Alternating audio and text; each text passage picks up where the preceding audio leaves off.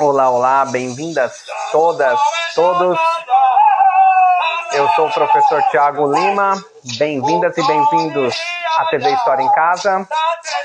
E está no ar o Brasil em Casa de número 19. O projeto Povos Originários, ouvindo a sabedoria indígena de número 10. E hoje a gente recebe aqui Julie do Rico, do Instagram, @DoRicoJulie. Já vou mandar um convite aqui para ela. Nós estamos ouvindo aqui Funi-O Cafurnas, um disco inteiro. A Julie já está por aí. Deixa eu aceitá-la aqui.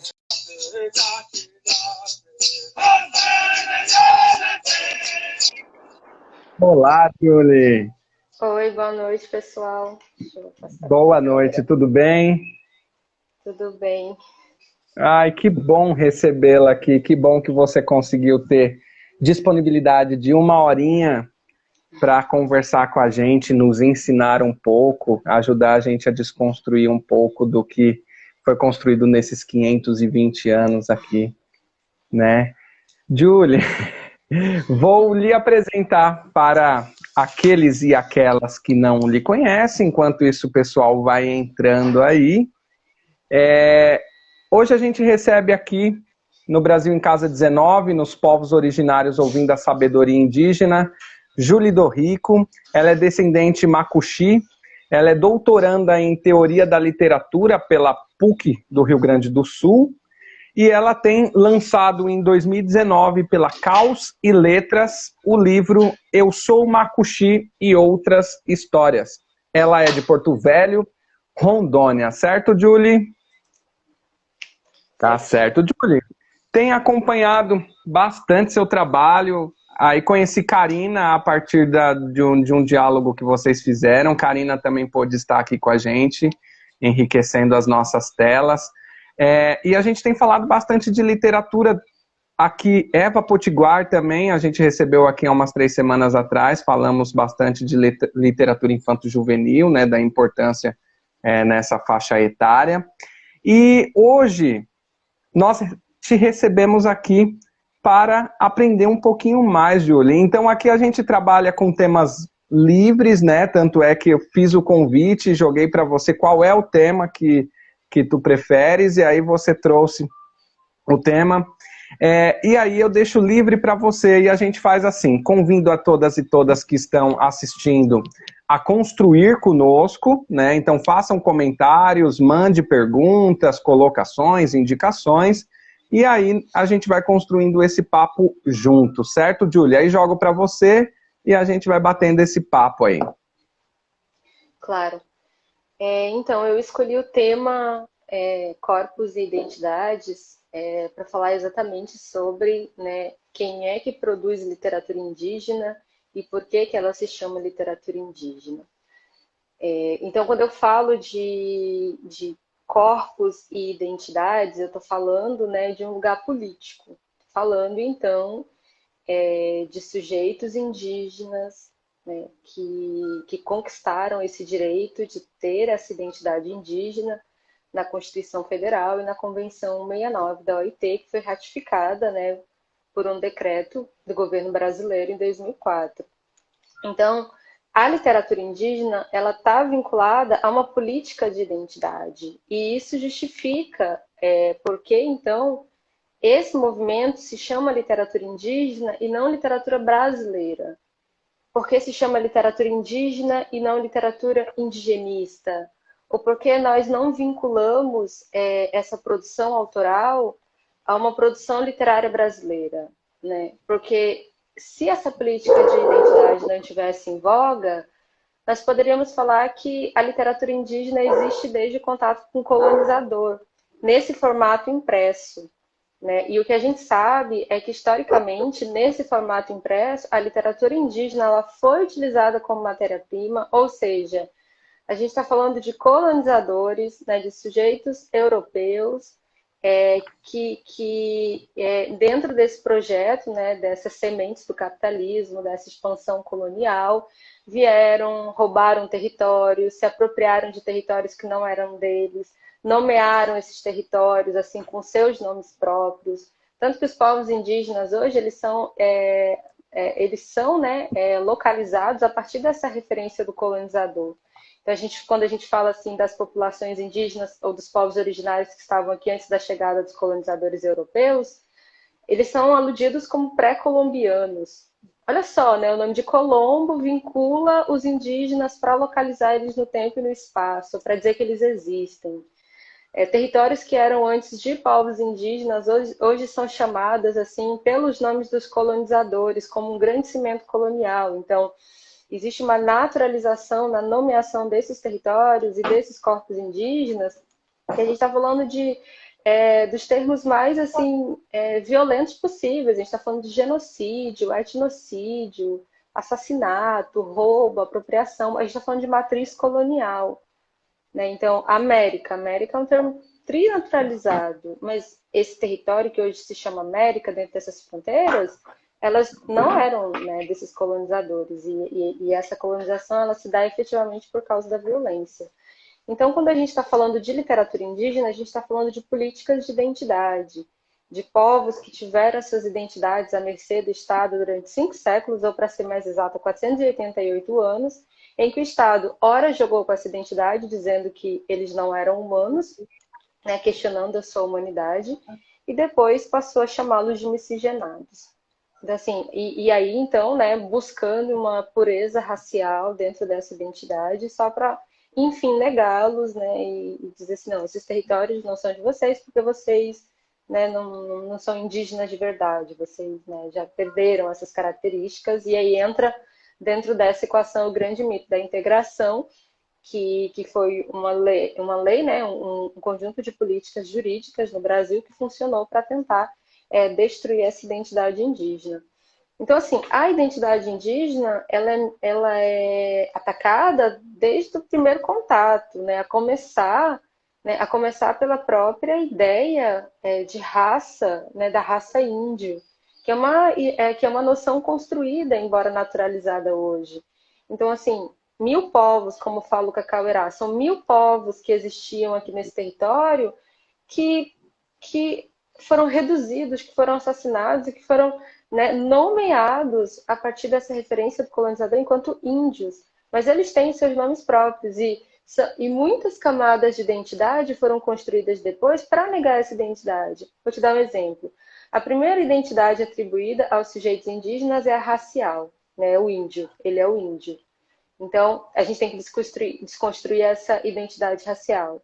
Em segundo lugar, a identidade pelo qual ele é aludido é a identidade, né, da etnia. Então, ele é um índio munduruku. Na maior parte das vezes, essa autodenominação que é conhecida na sociedade dominante não é a sua autodenominação, desculpa, essa nomeação, né? Então, vou dar um exemplo aqui do povo Runicuim do Acre. O povo Runicuim do Acre se chama Runicuim, mas ele é conhecido no estado, na cidade brasileira, como Kaxinauá, né? A partir dos registros da sociedade dominante sobre ele. Então, você tem que desconstruir a ideia de raça, tentar afirmar a etnia do povo, né? E ainda tentar afirmar a etnia a partir da sua autodenominação. Então, são muitas camadas de identidade em que os sujeitos indígenas se veem, né, ali na linha de frente para poder ocupar esse lugar da literatura indígena, né? Então, claro que, embora racializado, a gente está falando aqui de um contexto político em que os sujeitos indígenas, então, tomam, né, essa condição de racializado para reivindicar direitos mínimos, e isso acontece na literatura também, né? Esse advento assim da literatura, ele é resultado, né? Existem estudos e os intelectuais indígenas apontam isso. Ele é resultado de uma luta, né, secular, mas sobretudo de uma organização político-intelectual junto com vários segmentos nacionais dentro de um determinado tempo da história brasileira, que é da década de 60, 1980, 1988, de um período que compreende um chamado movimento indígena. né? Então, assim, a partir desse movimento indígena em que esses intelectuais, esses segmentos nacionais, assim, começaram a reivindicar direitos indígenas, eles conseguiram, olha que no nosso estado assim, é muita doideira, né? Eles conseguiram assegurar o capítulo dos índios, né, na Constituição Federal, o que, então, o grande marco para a garantia das identidades indígenas, né, e da cidadania brasileira. Então, a gente está falando de um lugar onde os sujeitos indígenas têm direito às suas identidades e a nacionalidade brasileira. Então, são sujeitos indígenas diferenciados, né? Então, para não tentar diluir essa identidade dentro do que seria, né, essa identidade nacional. A do Brasil, somos todos brasileiros, né, com raízes diferentes, porque essa noção, ela supõe uma democracia racial que não existe. Né? Então, é muito importante assim, colocar de forma correta, né, onde estão essas identidades e como essas identidades são reconhecidas pelo Estado e como os povos indígenas brigam para que elas sejam reconhecidas. Né? Em um outro contexto, poderíamos estar falando de nacionalidades, mas o Brasil é um Estado nacional, não é um Estado plurinacional. Então, a gente ainda reconhece que essas nacionalidades indígenas, elas não são reconhecidas nesse território brasileiro, né? Diferente da Bolívia, por exemplo. Então, a gente está falando de identidades, né? Com muitas identidades, né? Muitos povos com essa nacionalidade para poder tentar conseguir o mínimo de direito. E a literatura indígena, ela nasce disso, então, né? Ela nasce, assim, desse contexto político que garantiu aos sujeitos indígenas terem acesso à educação formal, à educação da sociedade dominante, em que eles podiam escrever, eles podiam publicar, sem que essa sua identidade fosse negada, né? Pelo atributo, né, de conquistar um costume da sociedade dominante. E quando eles começam, então, a escrever e publicar, eles começam a lançar luz, né, sobre essa outra relação que o Estado brasileiro passa a ter com os povos indígenas. E é muito interessante que, dentro do movimento literário indígena, nós temos duas vertentes, né, que é a vertente da autoria coletiva, uma vertente assim que nasceu muito forte depois da promulgação da Constituição Federal, em que o governo subsidiou, né, subvencionou, então, recursos para que os povos indígenas tivessem verba para poder construir seus próprios livros didáticos, né, voltado para uma formação dessa educação alfabética, dessa leitura alfabética, né, e aí só que essa autoria ela acaba circunscrevendo a literatura indígena mais no âmbito da escola, né, da instituição, da universidade, no qual estão envolvidos esses professores, e a autoria individual, que é onde eu me debruço, né, seguindo uma teoria do Daniel, que é a de, a partir do momento que os escritores indígenas passam a publicar no mercado editorial, eles começam, então, a levar para outro segmento, tipo para os segmentos culturais, né, a figura do escritor indígena. Porque na autoria coletiva, né, existe muita assessoria dos não indígenas e fica muito circunscrito ainda às escolas. Mas quando ele vai para o campo editorial, né, ele começa a circular nesses outros circuitos assim que até então desconheciam e desconhecem, em sua maioria, né, esses escritores e essa literatura indígena. Então, a gente está falando de concursos literários, a gente está falando, né, de feiras literárias, feiras de livros, assim, que acontecem nas grandes cidades, nas grandes capitais. A gente está falando, então, assim, de uma possibilidade de alcance de uma obra de um escritor individual, assim, que publica em São Paulo, chegar no Nordeste, chegar no Norte do Brasil, chegar no Sul, chegar no Sudeste, né? E eles dando uma oportunidade assim, para que eles comecem a atuar em funções correlatas, né, a essa autoria, a essa publicação editorial. Então, a ideia geral é de que foi necessário, né, ao longo dessa luta, desses vários contextos de negação, utilizar essa ferramenta do nome indígena, que é a escrita alfabética, o livro, né, uma vez conquistado o direito à identidade, né, o direito a ser indígena no Brasil, sem que isso, né, fosse legalmente questionado, porque no senso comum, assim, isso é muito questionado ainda, para poder, então, diminuir essas distâncias entre, né, essas distâncias, esses desconhecimentos, esses racismos mesmo, que incidem sobre os corpos indígenas.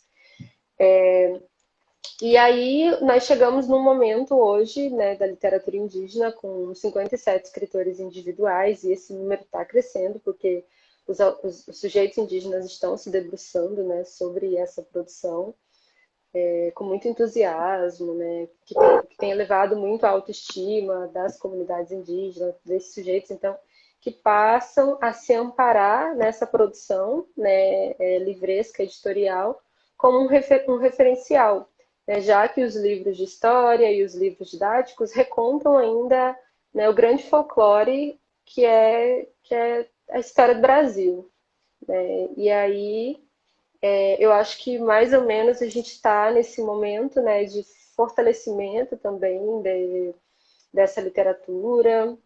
A gente está criando estratégias para que essas literaturas sejam pulverizadas no país, né? E eu acho que é isso. Né? Tá ótimo. A Nara Thaís Oliveira colocou aqui, aprendendo tanto aqui que preciso de uma ideia como retribuir à altura.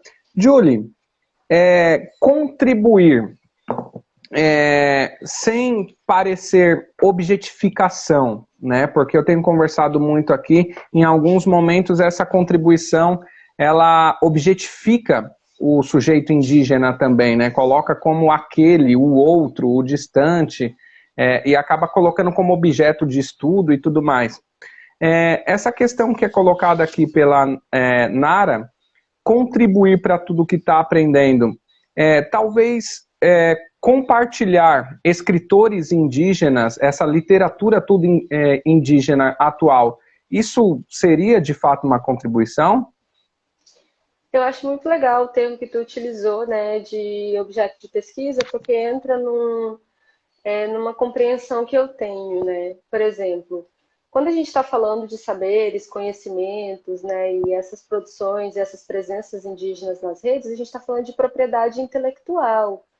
E essa propriedade intelectual, ela pertence aos indígenas, ela pertence tão somente aos indígenas. Então, não é permitido que um sujeito da sociedade dominante vá lá, pegue uma imagem e utilize como queira, que vá lá, pegue uma narrativa e utilize como queira, assim, né, pensando só na forma de divulgação e tal. Não, a gente está falando de propriedade intelectual, e a gente está falando assim em um âmbito que foi tão roubado secularmente, ele é tão assim massificado que as pessoas se sentem no direito de utilizar imagens e narrativas a seu bel prazer, como se essas coisas não tivessem autoria. E o movimento literário indígena, ele traz isso à tona, né? Ele traz, não, pera lá, essas narrativas, elas não são folclóricas, elas têm pertencimento, elas têm autoria. Essas imagens, elas não são assim, né, de todo mundo, porque os indígenas não têm autoria. Não, elas têm assim. Quando alguém me argumenta que os indígenas não têm autoria, falando só desse contexto oral, eu acho lindo, mas a gente não vive mais nesse contexto oral. A gente vive num contexto de colonização, em que essa colonização incide e tensiona e é cruel, né, com esses contextos de oralidade. Agora, sobre compartilhar e contribuir aqui, né? Eu estou lendo uma pesquisadora agora, que é uma socióloga, que se chama Linda Tuhiwai-Smith, e ela fala exatamente sobre as pesquisas, né? Sobre essas pesquisas e como o Ocidente vem tomando esses conhecimentos, essas propriedades intelectuais dos indígenas, assim, de forma isolada, para criar um grande arquivo do exótico para a sociedade dominante explorar. Então, o que eu estou dizendo você se declara branco? Sim. No caso, assim, para as pessoas que se declaram brancas e não indígenas, né? Me diz, qual é a razão de você trabalhar com conteúdo indígena sem você questionar a branquitude? Então, assim, você está repetindo a grande fórmula, né? Você estaria repetindo a grande fórmula que acontece na sociedade de explorar os conteúdos indígenas, deixá-los ali, sabe, como se fosse disponíveis, deixá-los disponíveis para que eles sejam pesquisados sem contextualizar com essa colonização e com essa branquitude que incide sobre os povos indígenas. Então, assim, vamos pesquisar um conteúdo indígena? Vamos pesquisar um conteúdo indígena, mas vamos pesquisar os problemas que envolvem esse conteúdo indígena em relação à branquitude.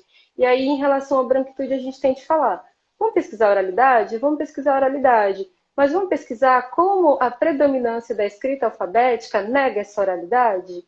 E que essa escrita alfabética é um tipo de escrita e uma especificidade da sociedade ocidental e não dos indígenas? E de como essa primazia dessa escrita alfabética anula os saberes indígenas?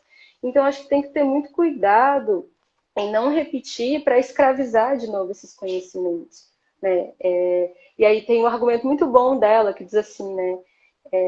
Aparentemente, né, de forma não sistemática, pesquisadores, viajantes utilizaram, descreveram, né, relataram o que viram dos povos indígenas de forma ingênua, sabe, como se tivesse sido apenas, né, algo muito assim aleatório, mas que esses mesmos documentos serviram para escravizar nos séculos seguintes os povos indígenas.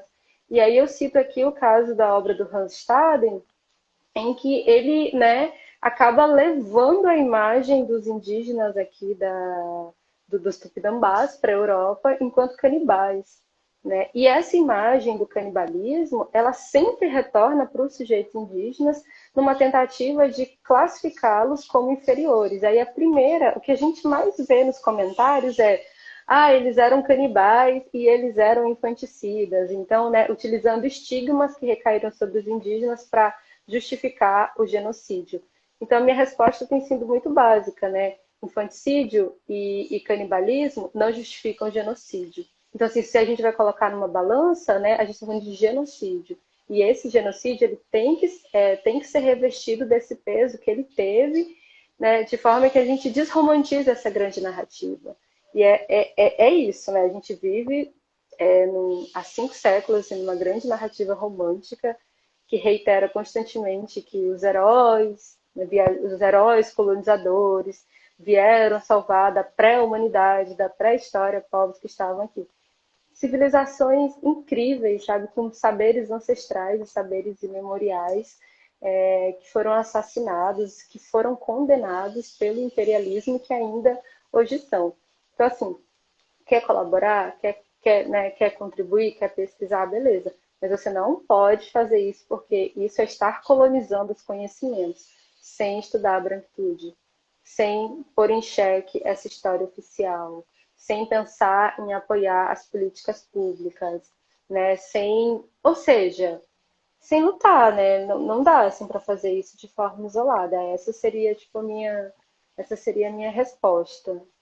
Boa. E aí a gente cai na questão dos privilégios, né, da branquitude, principalmente, para partir do reconhecimento de quem é privilegiado, né, do ponto que está partindo, para tomar esse cuidado. Aí você trouxe essa questão, quando você fala do Randstaden, lembrei do diálogo que eu tive aqui com a Geni, que a Geni está por aí, eu vi ela por aí até comentando, mandando coraçõezinhos para você, que ela falou aqui comigo a respeito da construção desse selvagem, né? Se constrói esse selvagem para trazer essa, entre muitas aspas, a pureza dessa sociedade europeia, né, que está instituída e eles trazem para cá ali no século XV. A Karina está te mandando um coraçãozão aí, gigante também. E a gente fala de políticas de identidades, você trouxe aqui pra gente, né? Aí também eu vi que você compartilhou essa semana algo que eu achei bem interessante a respeito de pesquisa, né? Você trouxe aí 2 quadradinhos, daí que você traz também a respeito dessa construção coletiva, né? E também da individual, e você traz do que é indigenista e do que é indígena, né? Existe também essa diferença nas publicações, né? Eu queria destacar que, então, dentro dessas políticas de identidade, que esses conteúdos, embora, na verdade, que esses nomes, né, embora sejam muito similares, eles não são iguais, e é muito importante respeitar, então, essas políticas de identidade, esse movimento, né, esse movimento de literatura indígena, e não tentar colocar no mesmo balaio ou na mesma importância esses outros movimentos. E eu vou dizer por quê. De novo, voltando então para a questão da propriedade intelectual, a gente está falando do tratamento da sociedade, né, que foi incapaz, décadas anteriores, em considerar essa propriedade intelectual aos indígenas. Né? Eu acho que os antropólogos eles têm um grande trabalho, os sociólogos, os linguistas eles têm um grande trabalho, mas existe uma limitação, e é uma limitação que ocorre nos dias de hoje, que é pegar esses conhecimentos ancestrais, que é uma propriedade intelectual do povo, publicar porque escreveu, né? Publicar porque escreveu alfabeticamente, pegar a autoria disso e ganhar dinheiro, sabe? E ganhar. Então a gente tem dois momentos aqui. A gente tem o momento da propriedade moral, que é atribuída a esse autor não indígena, e a propriedade material, que são os recursos financeiros. Então, peraí, né? Essa limitação, ela deveria ser corrigida já. A gente, né, está falando de uma propriedade intelectual do povo. Aí, né, a gente cita um exemplo aqui.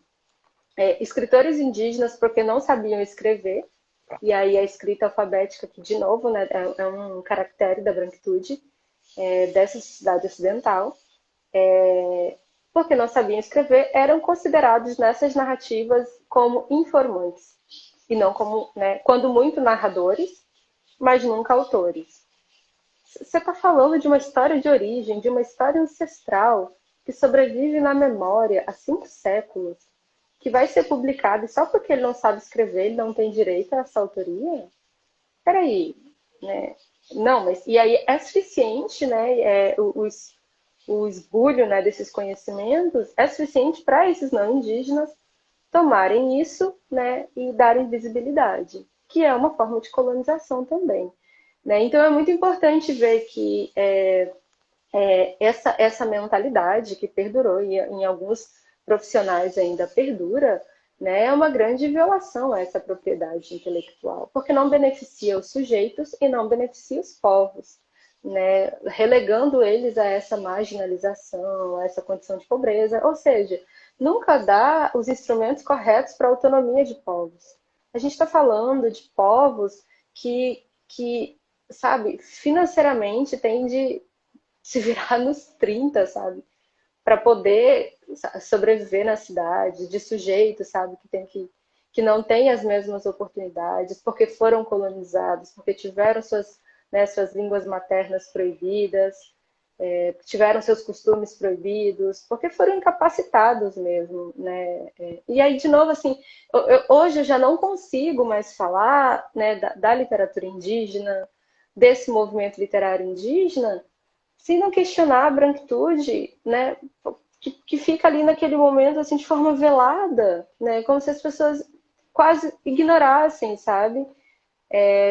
Procurando ainda, né, os aspectos exóticos que existem ali na literatura indígena, querendo saber a todo custo quais são os rituais, né, tentando traduzir, né, trazer à tona, desvelar os segredos assim do sagrado. E é muito interessante, assim, quando eu converso com uma amiga, esses dias eu conversei com uma amiga e ela era tuxá, né? E aí eu perguntei sobre os encantados, porque tem povos que falam e tem povos que não falam. E eu perguntei assim, e aí você pode me contar alguma história dos encantados? Ela disse, eu não posso porque é sagrado. E é isso, tipo, se ela não pode porque é sagrado, é ponto, você não insiste, né? Você não fica tentando escavar ali para tentar achar o mote originário, né, daquilo.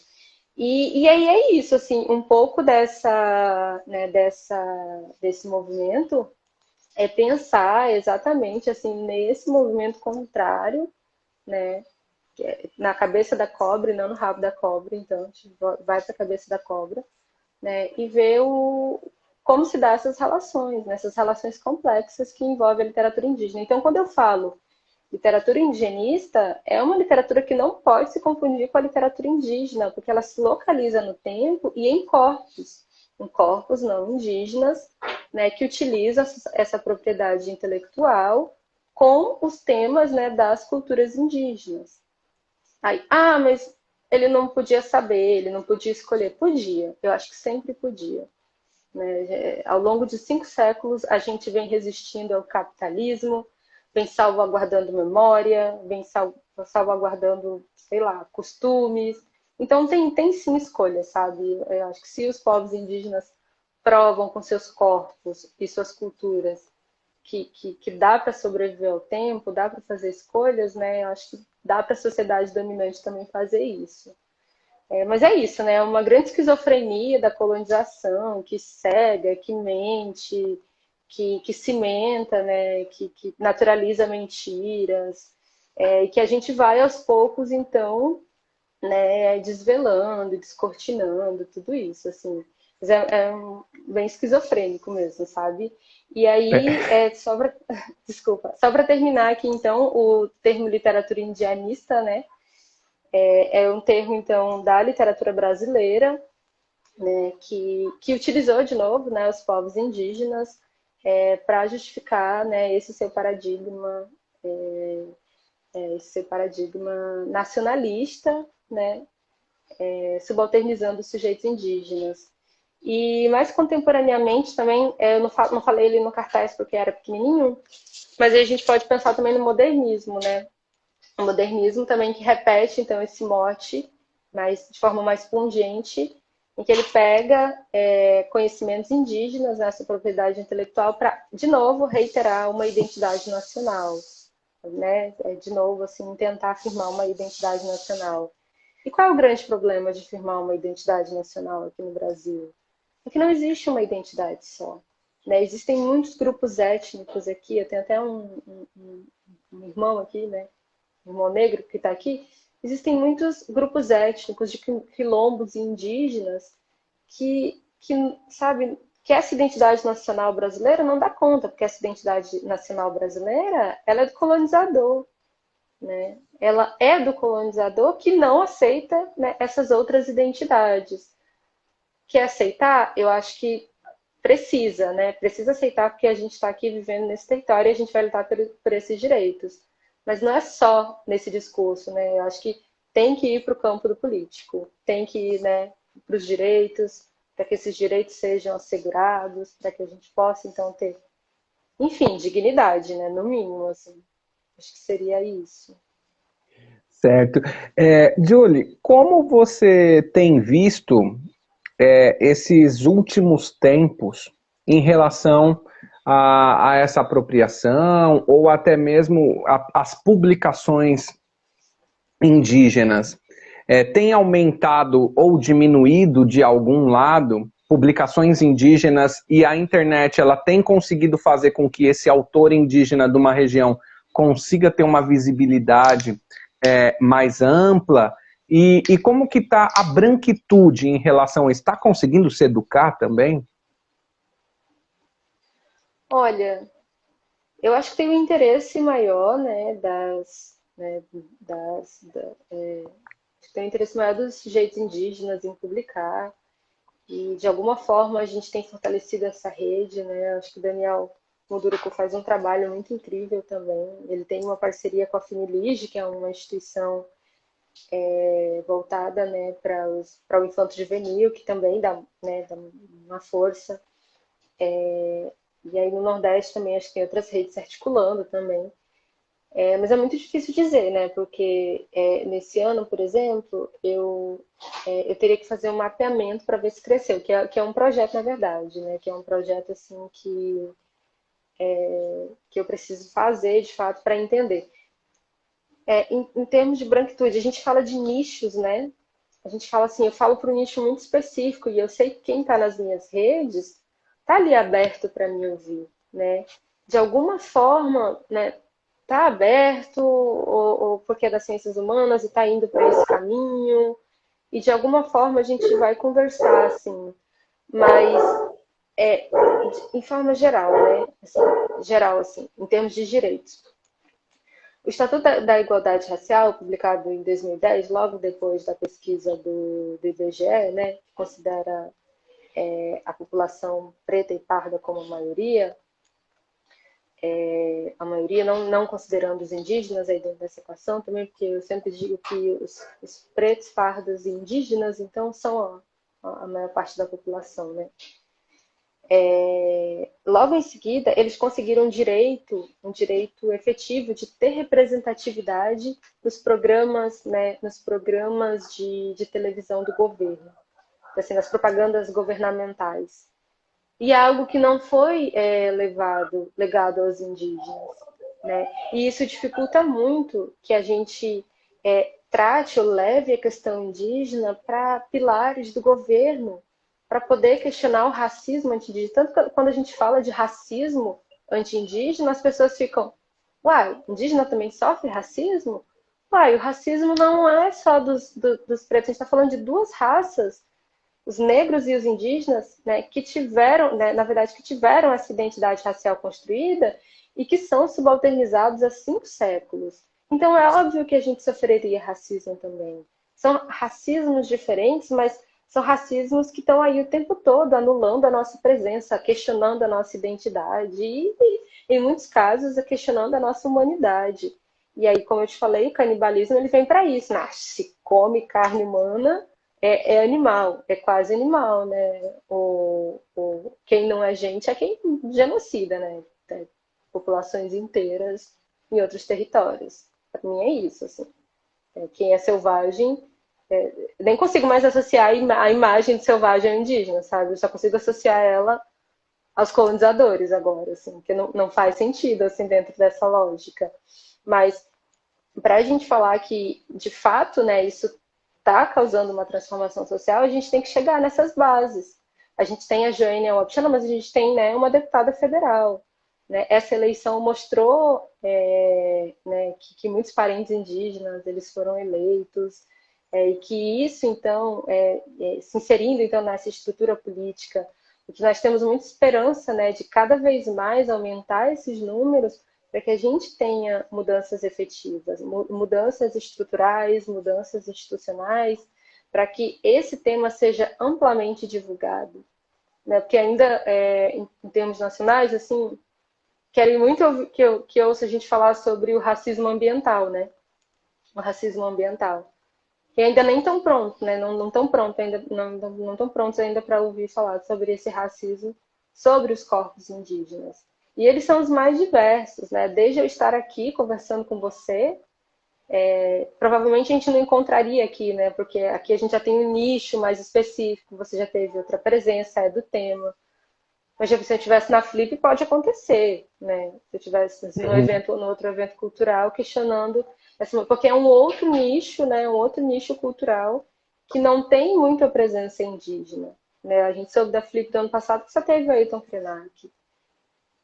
Então é isso, né? Eu acho que esse balanço a gente vai ter daqui a uns anos, com os materiais didáticos sendo feitos. Acho que é uma luta ainda, que a gente tem que estar aqui todo dia, fortalecendo, estudando, pesquisando a branquitude, minando, né? Minando esse racismo.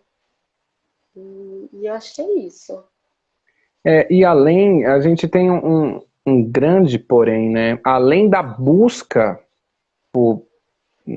existe também a garantia, uma luta por garantia daquilo que já foi conquistado, né? Porque nesses tempos atuais, nesses últimos 2 anos, a gente está dentro de um sistema em que está tentando ao máximo retirar os direitos conquistados por alguns povos também, né? O João Nin, teve aqui há 2 semanas atrás, falou para mim também que no Rio Grande do Norte não há reconhecimento de nenhuma etnia indígena, né? Para o Brasil, o Rio Grande do Norte não tem um indígena. E os indígenas acenando onde estão, lutando por demarcação, lutando por reconhecimento, né? Lutando por dignidade, por respeito, e isso ainda não é atendido pelas políticas públicas adotadas pelo nosso país, né? E não é de hoje, né? São políticas públicas desde a chegada do primeiro português aqui. Faço o convite aí para todos que estão nos assistindo e todas, que mande perguntas para a Julie, que coloque aí algumas indicações, que interaja conosco para a gente construir esse momento junto. Julie, eu vi que surgiu um movimento muito interessante ali depois de um papo que você teve com Karina, e aí dali eu vi que começou a surgir, foi um papo muito bacana a respeito da literatura no Brasil, e dali eu vi que vocês conseguiram criar uma onda de surgir aqui, principalmente no Instagram, muitos perfis de literatura indígenas locais, né? Literatura indígena Bahia, literatura indígena em tal lugar, em tal lugar, em tal lugar, em tal lugar. Cria-se a partir daí uma rede de troca e de divulgação desses conteúdos indígenas? A ideia é essa, né? A ideia, na verdade, assim, são muitos objetivos aqui dentro dessa rede, entre os quais mapear quem são os escritores indígenas que estão, né, localizados no estado, quem são os povos indígenas que estão dentro de determinado estado, quem são os escritores indígenas que são de um povo, mas estão em outro estado, para a gente entender um pouco esse movimento dos escritores indígenas, sobretudo para dizer que eles existem, né? Então, assim, como você está tendo mais contato agora entrevistando escritores indígenas, você saberia indicar mais de 5 escritores indígenas. Mas, em geral, a média é menos que essa, né? Então, quando a gente traz esses perfis, a gente mostra que existem, gente, mais de 50 autores indígenas. É pouco comparado, né, ao número de escritores, assim, é pouco. Mas a gente faz barulho, como diz o Daniel, né? E dentro desse barulho, a ideia é fortalecer localmente, assim. Então a gente sabe que em Porto Velho, Rondônia, por exemplo, a gente tem a Márcia Moura. Então eu vou indicar a Márcia Moura para os eventos locais que estão aqui para representar essa literatura indígena. Né? A gente sabe, por exemplo, que na Bahia tem o Cacique Paiaiá e o Edson Caiapó. Os Caiapós são do Amapá, mas o Edson mora na Bahia, né? Então a gente sabe que quando tiver evento a gente vai indicar, né, esses escritores para que eles atuem junto às universidades, que eles atuem junto aos segmentos locais e culturais, para que eles mostrem, né, em determinado espaço, em determinado território, que tem literatura indígena e que essa produção se manifesta, né, dessa forma. Então, assim, dentro das suas próprias especificidades, tentando valorizar as culturas dos povos indígenas. E é incrível, assim. Claro que a gente está num tempo de pandemia, né? A gente não vai motivar e incentivar assim, palestras, que esses autores participem de palestras e eventos culturais, mas a gente vai indicar eles. E essa região é muito forte, sim, porque se antes as pessoas conheciam só 2 ou 3, elas passam já a conhecer 10, 12 escritores, as suas obras, né? E passam a consumir esse material, passam a adotar esse material. Eu estou falando, inclusive, dos educadores, né, os professores de educação escolar indígena, que começam, então, a comprar esses livros e levar para a sala de aula. Tem um projeto em Roraima que está acontecendo que se chama Jamachim Cultural, né? E esse projeto, então, ele foi um curso que professoras não indígenas deram para vários alunos de diferentes lugares, assim, sobre literatura indígena. E aí a ideia surge, então, desse curso de adotar um livro, né, de literatura indígena para distribuir pelas bibliotecas indígenas do estado de Roraima.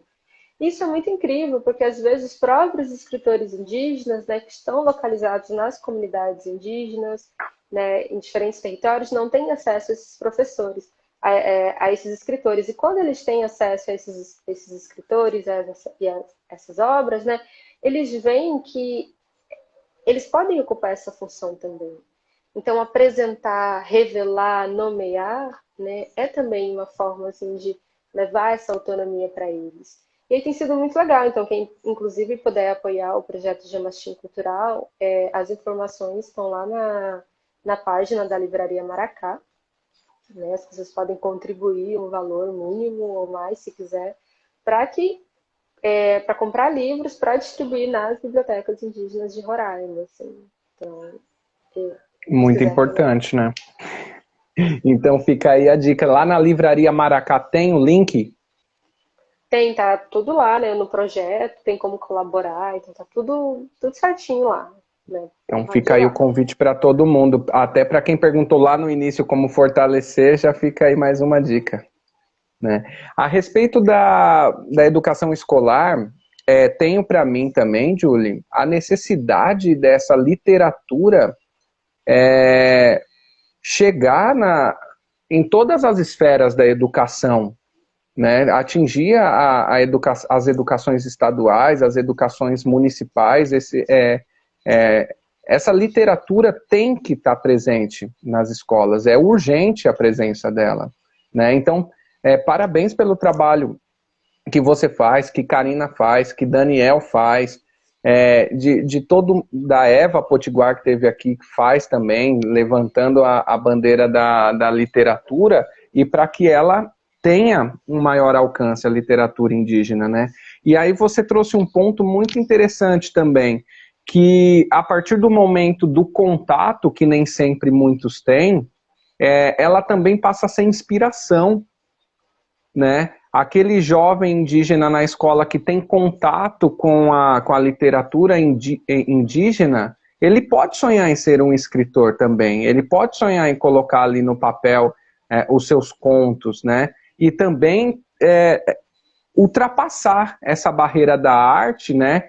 Que aí dentro da literatura às vezes cai na música, né? Que eu tenho visto também muitos artistas musicais indígenas, e vai cair em diversas outras áreas das artes plásticas também. Eu vejo muito a literatura indígena com representações, então é uma soma, seu livro mesmo é uma soma, né, com sua escrita e com os desenhos Gustavo Caboclo. que é maravilhoso, Gustavo Caboclo. Quem não conhece, digita aqui no próprio Instagram, Gustavo Caboclo. Caboclo, que vocês vão conhecer. Caboclo. Caboclo. Tá, que vocês vão conhecer o trabalho dele, que é muito maravilhoso também. Então, assim, além dessa literatura chegar, ela também serve de inspiração para aqueles que estão vindo, para aqueles que estão conhecendo, que antes não tinha referência, e passa a ser também um trabalho de referência, né, Júlia? Passa, e eu quero complementar também, né, que a necessidade dessa literatura nas escolas, ela já é prevista por lei, né? Existe a Lei 11.645 de 2008 que torna obrigatório, né, o ensino das culturas afro e indígenas nas salas de aula, em especial nas disciplinas de literatura, artes e história, né? Literatura, artes e história. Então, assim, esse material, então, ele é voltado, né, para a sociedade dominante conhecer, né, as culturas indígenas, conhecer os povos indígenas e a literatura indígena, então, ela cumpre esse papel, cumpre ser esse segmento, né, que vai preencher essa lacuna de desconhecimento de questões políticas, de identidade, raciais, né, étnicas, onde então essa sociedade dominante tem tem muitos sujeitos indígenas, né, que foram desarticulados de suas organizações, né, que tiveram então que tem então sabe uma raiz indígena, mas não consegue identificar. Que essa literatura chegue a essas pessoas também, né? Então a gente está falando assim de um país que é majoritariamente preto e indígena. E isso quer dizer que existem muitas ancestralidades a serem despertadas, sabe? A serem descobertas. Descoberta, eu não gosto de termo descoberto porque ele é simplesmente traumático para mim. Então, Não, mas acho que serem para todos. acordadas desse grande coma colonial, sabe? E que às vezes a literatura indígena pode cumprir esse papel, né? Então a gente está falando assim de um movimento, de um movimento contrário, né, a essa colonização, que quer reforçar essa identidade nacional, que é essa identidade do branco, somente, né, negando a identidade preta e indígena, e a gente vê a literatura indígena fazer o movimento contrário. Então, assim, se é direito dos brancos gozarem de sua identidade, usufruírem de sua humanidade, terem privilégios, Por que que os pretos e os indígenas não podem ter? Cara, a gente só enriquece com isso. Mas eu acho que rola, né, uma mentalidade de que a Caixa dos Direitos, ela tem limites, né? Ela tem limites rígidas, que elas não podem ser esticadas. E as pessoas pensam assim que, então, se alguém vem, né, lutar por direito, ela vai perder essa fatia do bolo, essa fatia da caixa, né? Então, no fim, todo mundo vai ficar espremido e só um de cada, e muita gente vai ficar de fora. Quando a gente fala de direitos, a gente tem que entender que quanto mais existe uma demanda, maiores são, né, são as políticas em torno disso. Né? Então, assim, imagina assim, se o Brasil fosse predominantemente indígena e negro, mais políticas públicas, políticas de afirmação seriam construídas para isso. E todo mundo enriqueceria. Poxa, a gente está falando de diferentes humanidades. Você só saber a sua humanidade é lindo, é maravilhoso, mas é uma limitação. Quando você conhece a humanidade do outro, você expande, você transcende, você cresce. Porque, nossa, assim, a floresta como uma grande professora é isso, né? De mostrar que dá para ser diverso num grande espaço que é totalmente diverso também. E essa ideia de monocultura, de um mundo, de um universo, ela não traduz a nossa realidade. E é isso, assim, eu acho que a Lei 11.645, ela mostra, então, né, que a gente pode ir por outros caminhos, e que esses caminhos podem, né, ser plausíveis, e que eles devem, inclusive, ser plausíveis, e que a gente agora só precisa dar conta disso, né, porque a lei existe aí, mas eu conheço muitos educadores, milhares de educadores que nem sabem que ela existe. Porque eu não sabia que ela existia há pouco tempo, sabe? Então, acho que agora eu vou colocar no meu Instagram Leia 1645 todo dia aí, pro pessoal ver e acostumar. Tá. Você falou aí do medo e tal da galera. É, tem uma mentalidade que a conquista do direito do outro é uma tirada do que é meu, né? A Né? elite ela tende a pegar esse meu, eu, essa posse de tudo, e aí a conquista do outro incomoda, né? Não entende a partilha como soma, né? Esse momento aqui é um momento de partilha, é um momento de soma, um momento de construção, né? Onde todos saem ganhando, né? A respeito da lei, né, que é 11.645 de 2008, né? Já a gente tem aí 12 anos da lei.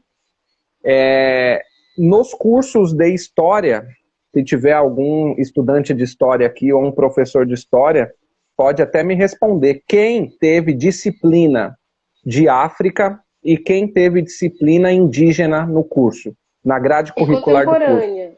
Vamos, vamos, né, vamos expandir isso para contemporânea, assim, para o presente, a, assim, ver se escritores de hoje. Aí a gente vai ver a defasagem do ensino superior para poder até mesmo compreender o colégio. A gente vai ter aqui um diálogo dia 7/12, que é uma segunda-feira também, a respeito da Lei 11.645, o ensino de temática indígena no Brasil.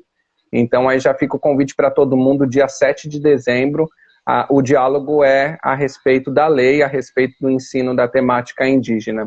Julie, nós estamos caminhando aqui para o final. Já estamos aqui faltando 5 minutos. Adorei a partilha, muito maravilhoso. As segundas-feiras têm sido muito rica. A gente tem que estar preparado para tomar uns tapas, refletir sobre algumas questões e está sendo ótimo isso aqui. Mas é isso. Deixa eu aproveitar e compartilhar contigo. Esses dias eu estava no Cine Curumim, uma série de filmes assim que eles compartilharam gratuitamente, né? E aí eles mostraram um ritual marubo, em que hoje, né, eles ritualizam, e esse ritual envolve um cipó, né, em que eles dão lapada na perna das mulheres, dos homens e das crianças. E é muito doido, assim, como as crianças, sem saber, né, o que estão fazendo, elas choram naquele momento. E aí a explicação é muito incrível. Ela diz assim, que quando você apanha, assim, né? Quando você leva um encontrão, né? Um choque de realidade, você sente, né? Você fica assustado com essa dor, mas depois você cresce. E eu tenho crescido demais, porque a branquitude bate o tempo todo, né? A branquitude, ela é cruel, ela é muito incisiva. E eu tenho aprendido com isso, então, a articular, a procurar argumentos na lei, a procurar nos livros de história. Então, assim, força, né, esse crescimento. E aí, o grande problema, assim, que eu vejo da branquitude é que, às vezes, ele não está pronto para ouvir, porque ele não quer sentir essa dor, né? E aí, essa dor, ela não é só indígena, e essa dor, ela não é só preta. Ela é, sobretudo, branca, né? E ela precisa lidar com as suas feridas, né? E com as feridas que ela causou no outro. Então é muito louco isso, né? Porque a gente vai crescendo. Cada vez que estuda mais, que apanha mais, a gente vai crescendo. E eu não estou romantizando a violência aqui não, tá, gente? Acho que é um outro contexto. Sim, é difícil para muitos, né? Eu acho que para todo mundo, mas alguns não suportam estar de frente com algumas verdades. Então aí desvia, não quer refletir e tudo mais. Julie, eu faço uma pergunta sempre aqui no final, justamente dentro dessa sua provocação que você já acabou de fazer, mas eu acho que você deve ter mais. O que é urgente da gente parar de fazer, parar de falar, parar de pensar? Do que é urgente essa branquitude? Da onde é urgente ela sair? De que lugar?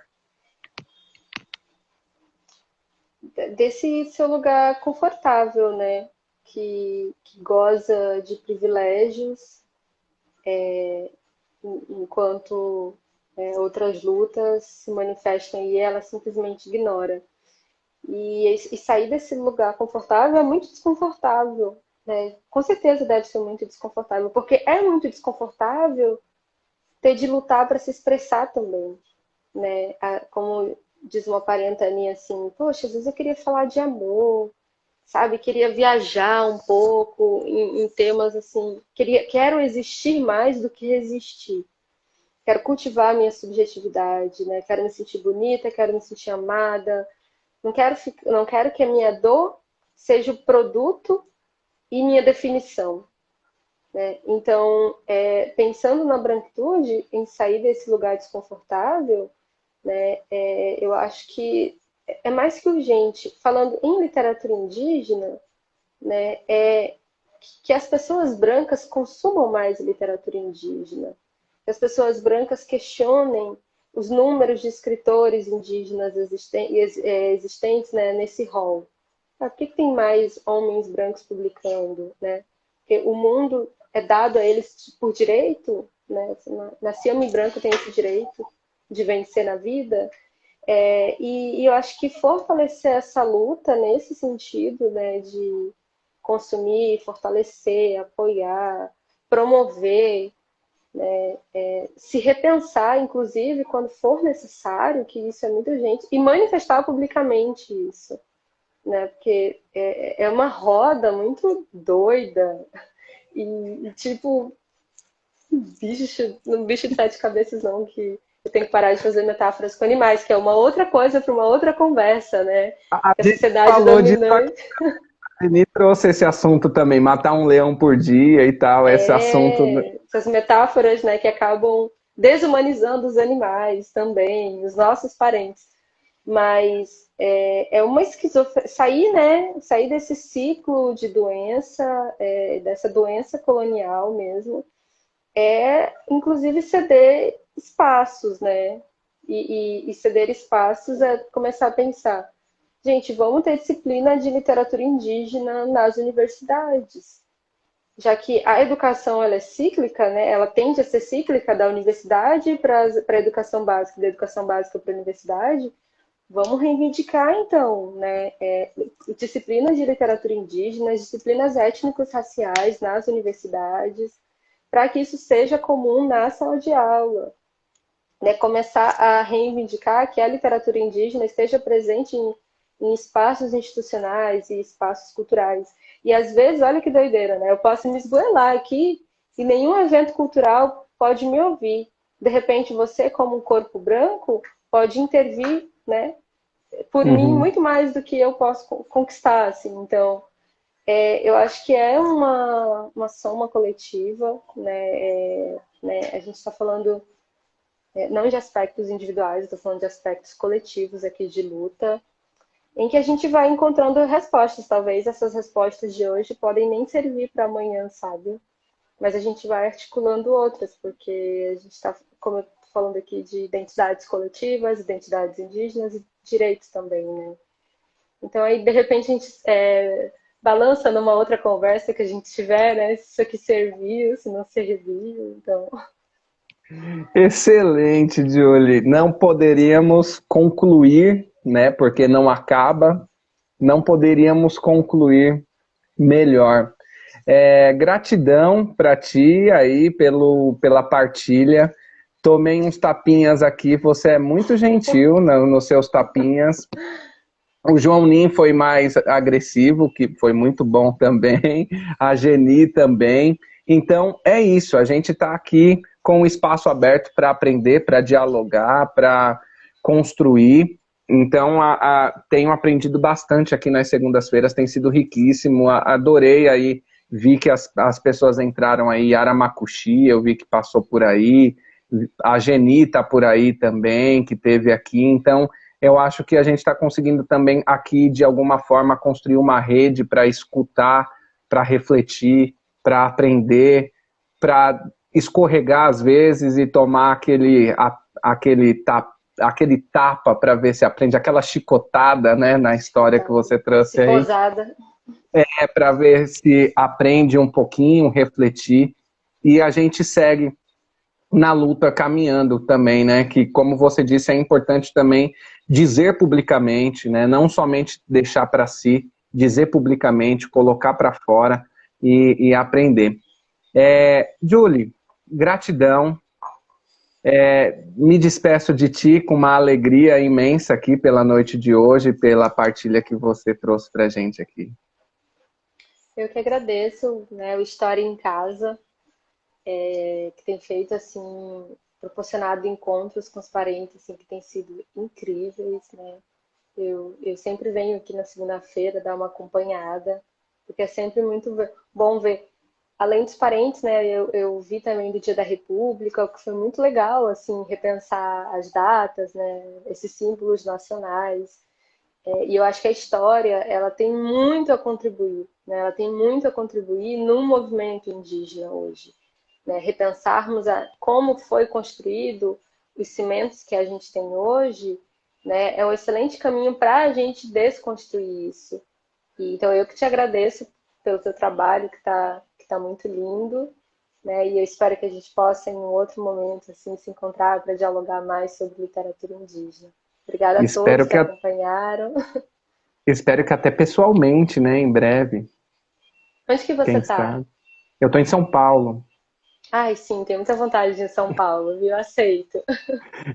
E fica o convite também, Julie, se conhecer alguém, pode convidar, você pode ser o convite para as pessoas entrarem em contato conosco também para estar aqui na segunda-feira. Então tá bem, gente. Boa noite. Boa noite, pessoal. Tchau, tchau e até mais. Para quem tem dúvida, vai ficar salvo aqui. Vocês podem assistir quantas vezes quiserem. Abraço. Tchau, tchau.